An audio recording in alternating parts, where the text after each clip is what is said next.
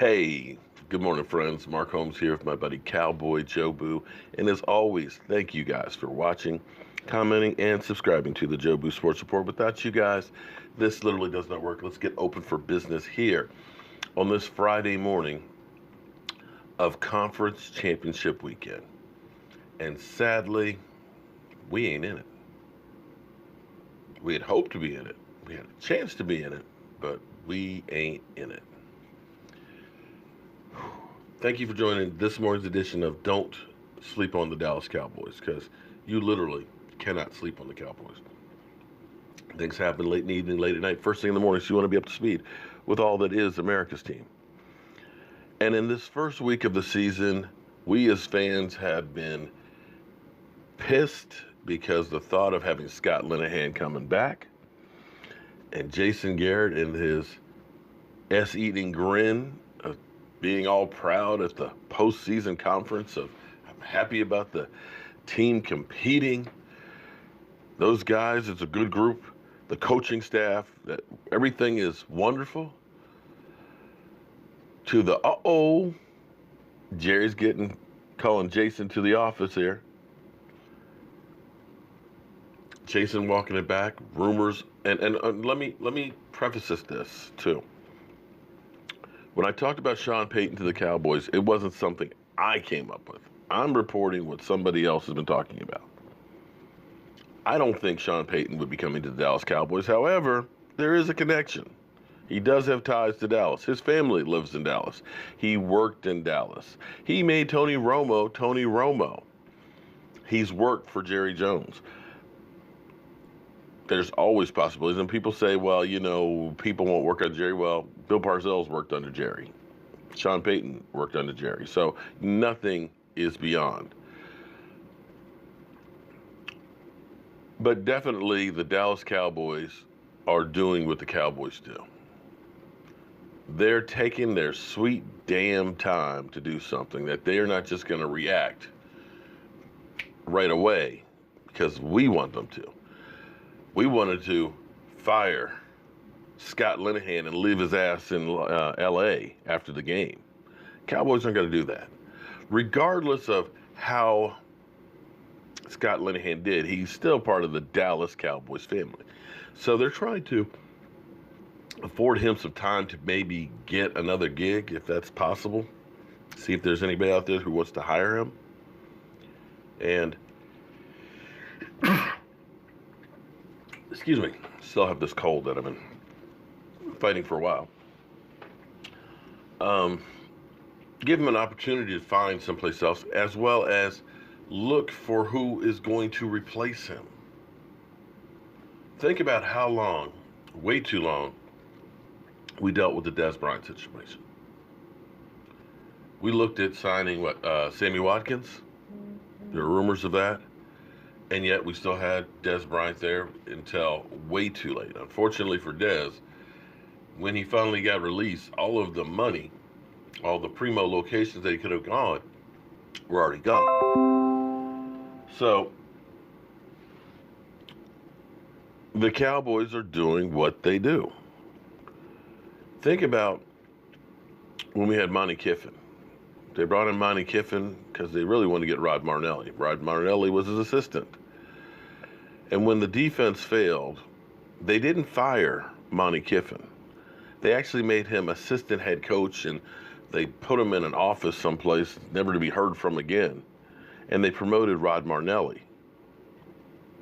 So it's possible they just take Linehan out, and maybe it's like Nussbaum or Nesser, I can't pronounce his name, and promote him. That's a possibility. They're also looking around. Ed Warder is reporting that they're looking and talking to some prominent offensive play caller. They just won't release whom. I think somebody who's still playing this weekend, but who knows? You never know what to expect with the Dallas Cowboys. And whenever we get any word on anything, we're going to bring it here. I get a lot of comments from people. And not all of them good. But I had one person say, you know what? I thought you'd slow down on the stupid videos. Now it's the offseason. You know what? I tell you what. You don't have to watch. You don't. And I'm fine if you hate me or what I do, that you don't. I prefer that. Because there's a lot of people out there who do enjoy this, who do get something valuable from it. And if that's only one person a day, I'm good. I got a letter from a fan that makes me feel like everything that I do, that every idiot out there that gives me crap, it's worthwhile. I'm not going to put the name out here because I didn't ask him permission to, but I do want to read this for all you assholes out there giving me crap. I've really got to find my glasses. Dear Mark, I want to thank you for something that you indirectly did for me that was so important that I am grateful for. I followed your channel for 4 to 5 years, almost daily, and for the most part, I agree with a lot of what you say. At times, you may go off the deep end a little on Dak Prescott, but you definitely have a huge heart. I have PTSD from cleaning crime scenes years ago, and any clinical setting gives me anxiety 100 times or worse. So bad that I'm unable to go to the doctors or hospitals now. Well, Mark, today, and totally thanks to you, I went through a much-needed colonoscopy. And believe me, nobody wants to go through a colonoscopy. That's dealing with some shit. I mean, literally, it's dealing with some shit. I had scheduled several before, but for the reasons I explained, I was never able to go through with it. Your video and general compassion for people got me there, Mark, and I have to thank you from the bottom of my heart. Not only that the procedure went great and I received nothing but good news, but again, without you, I would not have gone. Your words reach people, Mark, and I am glad you are able to reach me, and I just hope that this note and thank you seems like enough. Again, football is football, but you may have saved my life. With tons of respect. So, all you asses out there that don't like it, I'm cool. We're good. You don't have to watch. But if I got one person out there that's happy to watch, I'll take all the abuse and all the crap from you asses. Thank you very much. You don't know how much you motivated me by sending me something like that, and makes me realize it's all worth it. And speaking of worth it, the Cowboys got no time to rest. The Cowboys need to handle some business ASAP. Because here's the thing. A lot of people are worried about our cap situation, and we'll go into cap situation and numbers and how they can work this stuff later. We got plenty of time on that. With the exception of one person we need to take care of sooner than later, before the March beginning of the league year. And that's DeMarcus Lawrence. You do not want to tag him again for a multitude of reasons. Basically, that's saying to the player, we don't believe in you. You've already done that once. You got that $17 million. I know a lot of you are like, man, he got paid $17 million. But understand, when you saw what happened to Earl Thomas in that game, when you saw Tyrone Crawford go down, you have to understand that you are always one play away from being a season ender. Take a look at Alex Smith.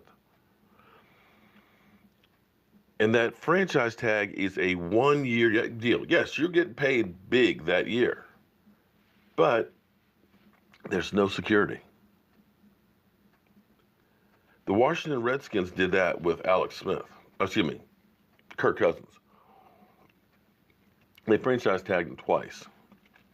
All that did was create animosity between them. They got nothing out of it. Now, I'm not saying that Kirk Cousins was the answer, but he was a better answer than what they have now, which is nobody. And had they made a long-term deal, the first go-round, they could have had him locked up for about 5 years for basically what they paid him on the 2 franchise tags, because it was before. And understand, he's proven his worth. You can understand the first year franchise tagging, because was that just a 1-year hit that we were going to get that season? Because you could look at a guy like Jason Hatcher who had 11 sacks one year and we let him walk. But his body of work all those other years were 3 or 4 sacks. So that was a contract year bump up. But DeMarcus Lawrence has had back-to-back really incredible seasons. His second year, 8 sacks. He's worth the money. He's still young. He's stayed healthy these 2 seasons, and he has played on a different level. You cannot let that guy go. And you as a team have to say, look, we believe in you. We're going to get it done. We're going to sign you, and you're going to be here for a while.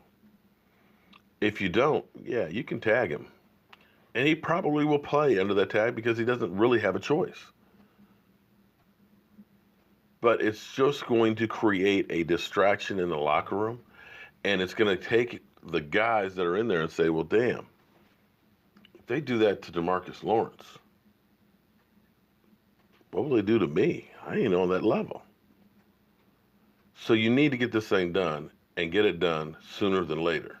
You've got enough money, and like I said, we'll go into the cap situation soon. We have been, and people are panicking that we don't have enough money. And it's amazing to me because the fact that we have any money going into an offseason has been a new thing. Last year was the first year we didn't have to gut the team just to get below. So don't worry. They will and should get DeMarcus Lawrence signed. They should get an extension for Zeke, for Dak, as well as Byron Jones. And still, maybe even have a little money left over to sign somebody if they want. But we'll get into the cap numbers and everything else. Right now, the question is, who is going to replace Scott Linehan? I'm Mark Holmes. Hope you guys have a great Friday, and I'll see you soon.